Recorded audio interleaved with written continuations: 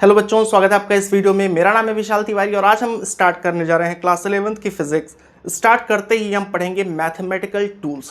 देखो, ये कोई चैप्टर नहीं है, ये फिजिक्स में यूज़ होने वाली मैथ्स है।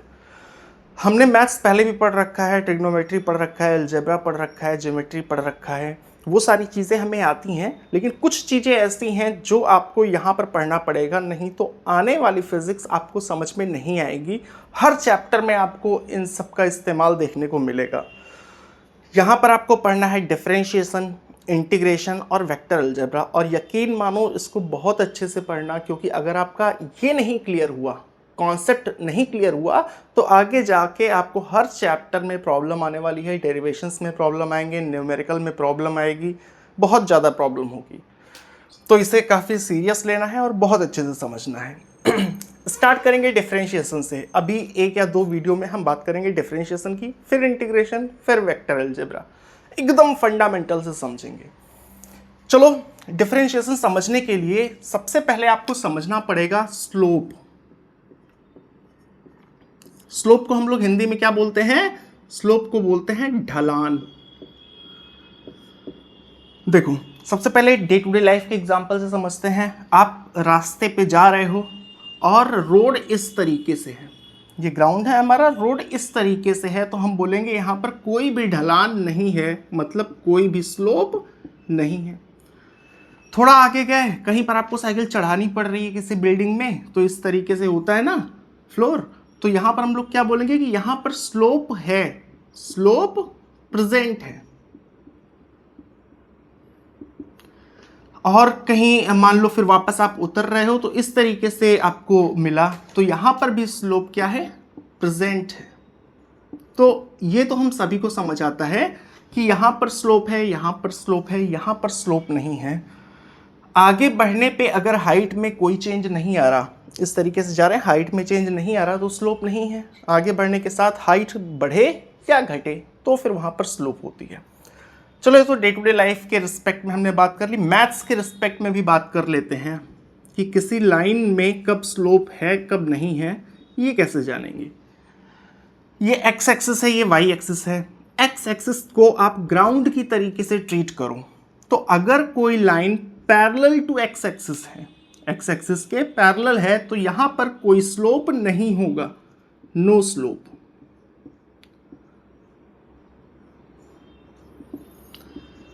अगर इस तरीके से लाइन है, कहने का मतलब इस पॉइंट से इस पॉइंट तक जाने में, देखो x की वैल्यू क्या हो रही है? बढ़ रही है, और y की भी वैल्यू क्या हो रही है? बढ़ रही है।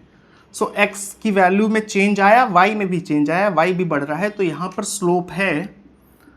और तीसरा एग्जाम्पल भी देख लेते हैं इसी तरीके से। अगर लाइन इस तरीके से है, आगे जाने पे y की वैल्यू घट रही है, x बढ़ने के साथ y की वैल्यू घट रही है, तो यहाँ पर भी स्लोप प्रेजेंट है। ठीक है, ये तो लाइन का हम समझ गए कि कब स्लोप है कब स्लोप नहीं है। एक चीज याद रखना, x की वैल्यू बढ़ने पे y की वैल्यू अगर बढ़े, तो इसको हम लोग बोलते हैं पॉजिटिव स्लोप। जो भी आपको इंपॉर्टेंट लगे वो आप नोट डाउन कर लेना। जहां पर x की वैल्यू बढ़ने के साथ y की वैल्यू घटती है, आगे जा रहे हैं, y की वैल्यू घट रही है, ऐसा स्लोप कौन सा होता है? Negative slope. और यहां पर स्लोप कैसा है? Zero slope. चलो, स्लोप है या नहीं ये हम देखना सीख गए। अब स्लोप एग्जैक्टली क्या रिप्रेजेंट करता है और स्लोप की वैल्यू कैसे फाइंड करेंगे, इसके बारे में बात करेंगे। जहां भी आपको डाउट आता है आप कमेंट कर देना। स्लोप होता क्या, सबसे पहले डेफिनेशन लिख लेते हैं। It represent rate of change of y with respect to x. It represent rate of change of y with respect to x. कहने का मतलब क्या है? ये x एक्सिस है, ये y है, x बढ़ने के साथ y भी बढ़ रहा है, यानी x चेंज हो रहा है, y भी चेंज हो रहा है। तो कितना चेंज हो रहा है, किस रेट से चेंज हो रहा है? मतलब अगर x 1 यूनिट चेंज हो रहा तो y कितना यूनिट चेंज हो रहा, x 2 यूनिट चेंज हो रहा, y कितना यूनिट चेंज हो रहा। तो ये जो रेट है इसी को हम लोग बोलते हैं स्लोप, या इसको दूसरे शब्दों में लिख सकते हैं, it represents how fast y is changing with respect to x। ये रिप्रेजेंट करता है कि y किस स्पीड से चेंज हो रहा है, कितने रेट से चेंज हो रहा है with respect to x। Simply बोलें तो x के 1 यूनिट चेंज होने पे y की वैल्यू कितने यूनिट चेंज हुई, x की वैल्यू अगर 1 यूनिट चेंज हुई है तो y की वैल्यू कितने यूनिट चेंज होगी, उसी को हम लोग बोलते हैं स्लोप। अब चलो स्लोप निकालने को देख लेते हैं कैसे निकाला जाता है। ये एक लाइन है। अच्छा एक चीज़ और, यहाँ पर मैंने एक्स वाई लिखा है, अगर मैं ए और बी लिख दूंगा तो उस केस में क्या हो जाएगा, how fast B is changing with respect to A. आपको पकड़ के नहीं बैठना कि एक्स वाई लिखा है तो एक्स वाई हमेशा होगा, जो भी होगा जिसका भी ग्राफ होगा, यहाँ मैंने पी लिख दिया, यहाँ क्यू लिख दिया, तो rate of change of Q with respect to P ऐसा हो जाएगा। ठीक है, चलो ये एक लाइन है, अभी एक्स वाई के रिस्पेक्ट में सीख रहे हैं, यहां से यहां जा रहे हैं। सो यहां से यहां जाने में जो x चेंज हुआ है, लेट्स सपोज ये हुआ है 10 मीटर का, और y में चेंज कितना आया है 5 मीटर। स्लोप मैंने क्या बोला, y किस रेट से चेंज हो रहा है, तो हम लोग कैसे निकालेंगे, x का 1 यूनिट अगर चेंज हो तो y कितना चेंज हो रहा है, यूनिटरी मेथड का यूज करेंगे। हम बोलेंगे x अगर 10 मीटर चेंज हो रहा है तो y में कितना चेंज आया 5 मीटर। तो x में अगर 1 का चेंज आएगा तो y में कितना चेंज आएगा 5 मीटर अपॉन में 10 मीटर, ये नीचे आ जाएगा ना, मीटर से मीटर कैंसिल आउट हो जाएगा, 5 2 ज़ा 10 यानी कि 1/2 यानी कि 0.5। एक चीज़ और ध्यान देना, स्लोप में कोई यूनिट नहीं होती, ये एक यूनिटलेस डायमेंशनलेस क्वांटिटी है, क्योंकि जो ऊपर की यूनिट होती है वो नीचे से कैंसिल आउट हो जाती है। अब देखो इस 0.5 का मतलब क्या है, ये है हमारा स्लोप ऑफ दिस लाइन, ये इस लाइन का स्लोप है। कहने का मतलब अगर 1 मीटर आगे जा रहे हो आप x में तो y कितना चेंज हो रहा है 0.5 मीटर। अगर 1 किलोमीटर आप आगे जा रहे हो तो y कितना चेंज होगा 0.5 किलोमीटर। अगर 1 सेंटीमीटर x चेंज हो रहा है तो y चेंज हो रहा है 0.5 सेंटीमीटर। इसीलिए स्लोप यूनिटलेस होता है, x जितना चेंज होगा उसी के रिस्पेक्ट में y हमारा चेंज हो जाएगा। एक चीज़ और, x अगर मान लो मैंने बोल दिया 30 मीटर चेंज हो रहा है तो y कितना चेंज होगा, देखो 0.5 आधा चेंज हो रहा है ना, तो y हमारा चेंज होगा 15 मीटर। ठीक है, चलो यहां तक बात समझ में आ गई। अब बात करते हैं कि अगर 2 पॉइंट्स आपको दे दिए गए हैं, किसी लाइन में 2 पॉइंट्स दे दिए गए हैं। अच्छा हाँ, इसका फॉर्मूला लिख लेते हैं।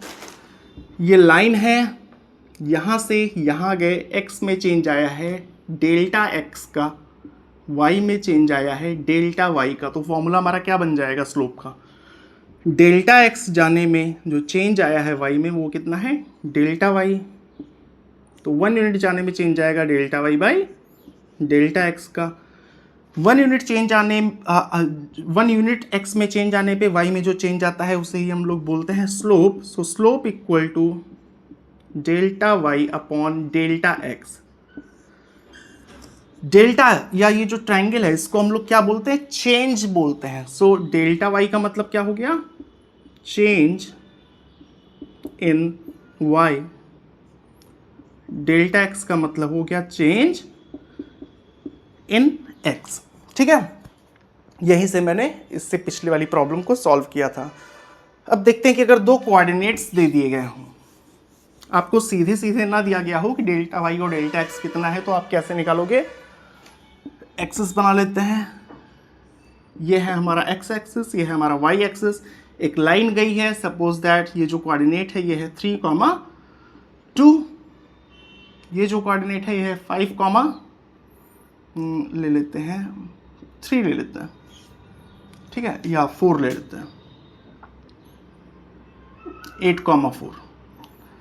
अब इस केस में आप कैसे निकालोगे? तो चलो इसके लिए मैं सबसे पहले फॉर्मूला लिख देता हूँ। x1 y1 के रिस्पेक्ट में ये लाइन है, ये पॉइंट है x1 y1, दूसरा पॉइंट यहाँ पर है x2 y2। तो देखो हमको तो पता है ना कि स्लोप क्या होता है, delta y by delta X. Slope equal to delta y upon delta x.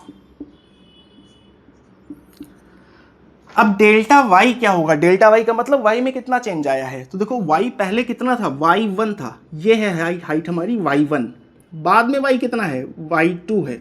So delta y कितना होगा, ध्यान से देखना, y2 माइनस y1, यही तो होगा ना delta y। So delta y equal to y2 minus y1।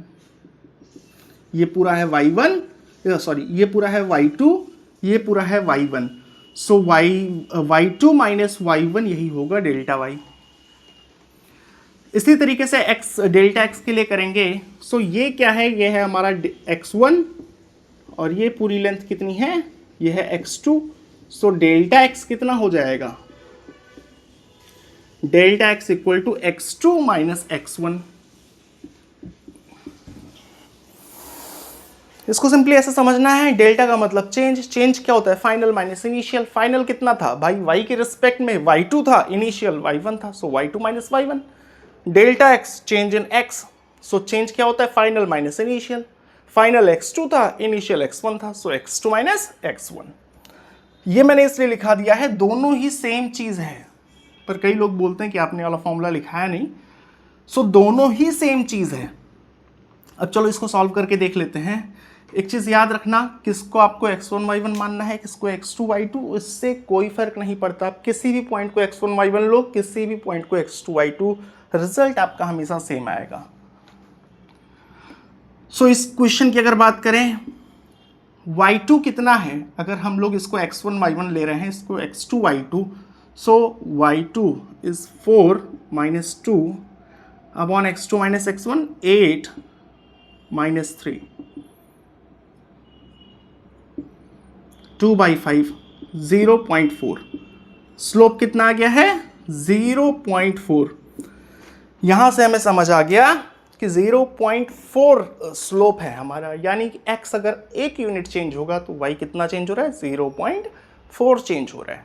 ठीक है, ये दोनों फॉर्मूले समझ में आ गए। अब देखो, अगर आपको किसी लाइन का एंगल दिया हुआ है,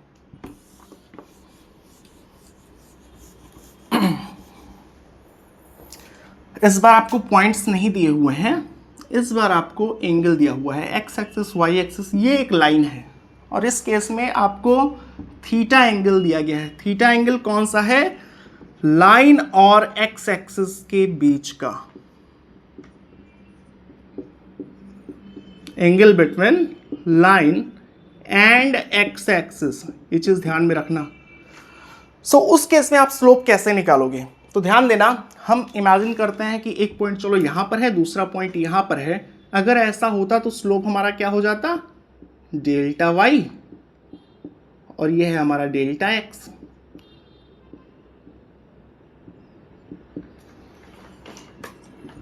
सो स्लोप हो जाता delta Y upon delta X. अब इस ट्रायंगल को आप ध्यान से देखो, ट्रायंगल का अगर नाम रख दें A B C, so in triangle A B C tan theta, sine cos tan हम सभी को पता है, tan थीटा, tan क्या होता है, परपेंडिकुलर अपॉन बेस होता है। इस थीटा के लिए परपेंडिकुलर क्या होगा, ये होगा BC, मतलब डेल्टा वाई, और बेस क्या होगा, ये वैल्यू होगी, मतलब डेल्टा एक्स। जरा ध्यान से देखो, क्या वैल्यू सेम है, slope equal to delta Y by delta X, tan theta equal to delta Y by delta X, दोनों ही सेम है। इसका मतलब slope equal to tan theta.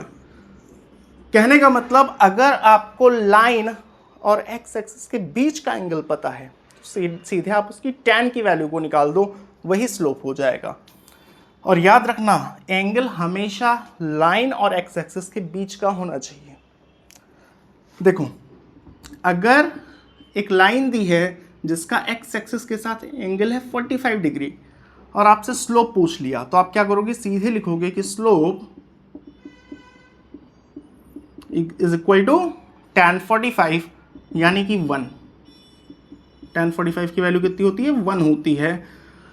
मतलब स्लोप 1 है, मतलब x 1 यूनिट चेंज होगा तो y भी 1 यूनिट चेंज होगा, x 10 मीटर चेंज होगा तो y भी 10 मीटर चेंज होगा, x 12 मीटर चेंज होगा तो y भी 12 मीटर चेंज होगा। इक्वल चेंज हो रहा है, ठीक है।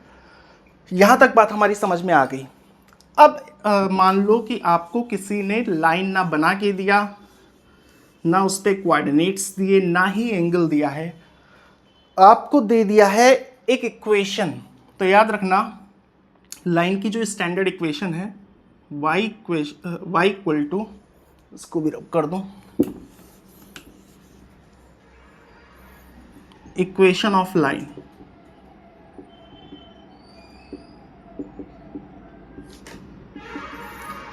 y equal to m x plus c, जहां पर x और y तो वेरिएबल्स हैं, m क्या होता है, m होता है स्लोप, c होता है कांस्टेंट,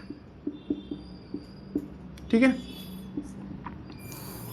अब एग्जांपल से समझते हैं। अगर कोई लाइन में दे दूं y equal to 3x plus 10 और आपसे कोई पूछ ले कि भाई बताओ यहाँ पर स्लोप कितना होगा, तो आप सीधे सीधे बोलोगे कि इस इक्वेशन को अगर मैं कंपेयर करता हूँ तो ये तो मिल गया कांस्टेंट, x और y ये तो वेरिएबल्स हैं ही, स्लोप क्या आ रहा है, 3 आ रहा है, m इक्वल टू 3, यही होगा slope.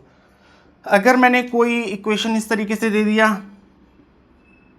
3y minus 2x plus 9 equal to 0, यहाँ पर स्लोप बताओ, तो इसको हम चेंज करेंगे, इसको उस साइड आप लेके जाओ। सो 3y equal to minus 2x का 2x हो जाएगा, माइनस 9 डिवीजन में आएगा 3, so y equal to 2/3x minus 9/3, 3 3 जा 9। सो ये तो हो गया कांस्टेंट, x और y वेरिएबल्स हैं। स्लोप कितना आ गया, 2/3, स्लोप है 2/3। यहां तक बात समझ में आ गई। तो हमने अभी तक क्या क्या पढ़ा, स्लोप होता क्या है, स्लोप क्या रिप्रेजेंट करता है, स्लोप कैसे निकालेंगे किसी लाइन के लिए। अब एक चीज समझना, लाइन में अगर मैंने 3 पॉइंट्स दे दिए, पहला, दूसरा, तीसरा, तो आप इन दोनों को लेके अगर स्लोप निकालोगे तो सपोज दैट वैल्यू आई 2। अगर आप इन दोनों पॉइंट्स को लेके भी स्लोप निकालोगे तो भी वैल्यू आएगी 2। क्यों, क्योंकि लाइन पे हर जगह सेम स्लोप होता है, सेम ढलान होता है। लाइन में, लाइन स्ट्रेट होती है ना, तो हर पॉइंट पे सेम स्लोप होता है, यहां तो कोई प्रॉब्लम नहीं। अब बात करते हैं डिफरेंशिएशन की जरूरत फिर पड़ी क्यों। भाई मैंने स्टार्ट किया था डिफरेंशिएशन, लेकिन मैं आपको लाइन और स्लोप के बारे में क्यों बता रहा हूं। तो देखो, इमेजिन करो कि एक कर्व है x और y कुछ इस तरीके से। अच्छा एक चीज और समझने के लिए आप इसे एक बहुत ही बड़ा सा ब्रिज मान लो कि कई 100 किलोमीटर लंबा एक ब्रिज है, बहुत ज्यादा बड़ा है। अब एक चीज समझना कि यहां पर आप खड़े हो, आपका दोस्त यहां कहीं पे खड़ा है। अब ब्रिज बहुत ही ज्यादा बड़ा है, आप यहां पर खड़े हो और दोनों फोन से बात कर रहे हो। वो आपसे पूछा कि स्लोप कितना है, तो आप क्या बोलोगे कि भाई जहां पर मैं खड़ा हूं ना, वहां पे तो कुछ इस तरीके से है, यहां पर आप खड़े हो, यहां तो स्लोप बहुत ज्यादा है, दिख भी रहा है बहुत ज्यादा है। जहां पे आपका दोस्त खड़ा है वो आपसे क्या बोलेगा कि भाई मैं जहां पर खड़ा हूं वहां पर रोड क्या है, एकदम पैरेलल टू ग्राउंड है, यहां पर तो कोई स्लोप ही नहीं है। दोनों ही अपनी अपनी जगह पे सही हो, यहां किसी को कोई डाउट नहीं होना चाहिए। देखो इस कर्व में डिफरेंट पॉइंट पे जो स्लोप है वो अलग अलग है। लाइन के केस में ठीक था, लाइन के केस में हर जगह पे स्लोप सेम होता था, तो वहां पर हम लोग निकाल सकते थे। यहां पर हम लोग उस तरीके का यूज नहीं कर सकते, हम लोग 2 पॉइंट्स को लेके delta Y by delta x नहीं कर सकते, क्योंकि यहां पर स्लोप कॉन्टिन्यूसली चेंज हो रहा है। इस केस में अगर हमें यहाँ का स्लोप निकालना हो तो उसी के लिए यूज आता है डिफरेंशिएशन का। स्लोप रिप्रेजेंट क्या करता है, ये चीज मैंने पहले भी बताया था कि how fast y is changing, कितना तेजी से चेंज हो रहा है y। तो लाइन के केस में जितना तेजी से y यहां चेंज हो रहा था उतनी ही तेजी से y यहां चेंज हो रहा था, पर कर्व के केस में x में चेंज आने पे यहां तो y चेंज हो रहा था लेकिन यहां पे y चेंज नहीं हो रहा था, मतलब स्लोप यहां पे नहीं था। ठीक है, तो अब इस केस में स्लोप कैसे निकालेंगे या rate of change of y with respect to x कैसे निकालेंगे। अब आप इमेजिन करो कि ये बहुत ही बड़ा सा ब्रिज है, आप जहां खड़े हो आपके शूज उस ब्रिज को टच कर रहे होंगे ना, तो मान लो आपका शूज बहुत छोटा है और वो उस ब्रिज को कंप्लीटली टच कर रहा है स्ट्रेट लाइन में। तो अगर मैं आपके शूज जितने पोर्शन पे हैं मैं उसको कट करके यहां पे रिप्रेजेंट करूं बड़ा करके, तो कैसा दिखेगा, ऐसा दिखेगा। यहां पे आपके शूज का जो पिछला हिस्सा है वो है और अगला हिस्सा यहां पर है। अब मैंने इसको स्ट्रेट लाइन क्यों बनाया, तो एक चीज समझना, बहुत बड़े कर्व का अगर बहुत ही छोटा सा हिस्सा कट करेंगे तो कैसा होगा, एक स्ट्रेट लाइन होगा। ठीक है, इसको ऐसे भी समझ सकते हैं कि जैसे मैप में देखोगे आप रेलवे ट्रैक दिखाई पड़ते हैं तो कर्व होता है ना, कई जगह पे घूमा फिरा रहता है, लेकिन आप प्रैक्टिकली जाओ और 10 सेंटीमीटर का टुकड़ा कट करो तो कैसा रहेगा, हमेशा स्ट्रेट लाइन रहेगा। बहुत ही छोटा सा हिस्सा किसी बड़े कर्व का, बहुत ही छोटा सा हिस्सा, वो कैसा होगा, हमेशा स्ट्रेट लाइन होगा। जैसे ग्राउंड को हम लोग देखने आते हैं, अर्थ तो कैसी है, अर्थ तो स्फेरिकल है, पर जाते हैं और किसी ग्राउंड को देखते हैं तो हमेशा एकदम प्लेन लगता है। क्यों स्फेरिकल क्यों नहीं लगता, क्योंकि अर्थ के रिस्पेक्ट में वो हिस्सा बहुत ही ज़्यादा छोटा है। तो ठीक इसी तरीके से इस पूरे ब्रिज के रिस्पेक्ट में आप जहाँ खड़े हो उतनी लेंथ, उतनी भी लेंथ क्या, एक्चुअली में हम लोग तो इससे भी बहुत ज़्यादा छोटा लेते हैं, लगभग एक ही पॉइंट, बट मैं आपको समझाने के लिए सिर्फ ये बोल रहा हूँ कि आप इसे मानो आपके शूज़ यहाँ पर हैं। ठीक है, तो ये जो लेंथ है जहाँ पे आपके शूज़ हैं, ये इस हज़ारों किलोमीटर लंबे ब्रिज के रिस्पेक्ट में कैसा है, बहुत ही ज़्यादा छोटा है, कुछ ज़्यादा ही छोटा है। तो ये कैसा होगा, स्ट्रेट लाइन होगा। अब देखो, मान लो जहाँ पर आप खड़े हो यहीं पर एक चींटी चल रही है, ऐसे ऊपर एक चींटी चल रही है, तो उसे ये स्ट्रेट लाइन लग रहा है। अब उसको स्लोप निकालना है, वो क्या करेगी कि भाई यहाँ से अगर यहाँ जाना है तो x में चेंज कितना आ रहा है, dx, और y में चेंज कितना आया, dy। देखो लाइन के केस में हम लोग लिखते थे delta x delta y, delta change को रिप्रेजेंट करता था, d भी चेंज को ही रिप्रेजेंट कर रहा है कि change in x change in y, but ये d क्या रिप्रेजेंट कर रहा है कि ये जो चेंज है ये बहुत ही ज़्यादा स्मॉल है as compare to whole curve. पूरे कर्व के रिस्पेक्ट में dx बहुत ही ज़्यादा छोटा है और dy भी बहुत ही ज़्यादा छोटा है। तो इस dx से घबराना नहीं है, d रिप्रेजेंट कर रहा है वेरी वेरी स्मॉल।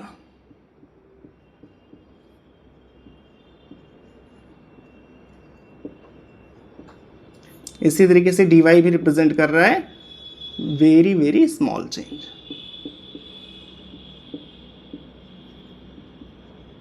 अब देखो उस चींटी के लिए तो एक स्ट्रेट लाइन है, उसके लिए उसे तो पूरा ब्रिज दिख भी नहीं रहा है, उसे जितना दिख रहा है उसके लिए वो स्ट्रेट लाइन है।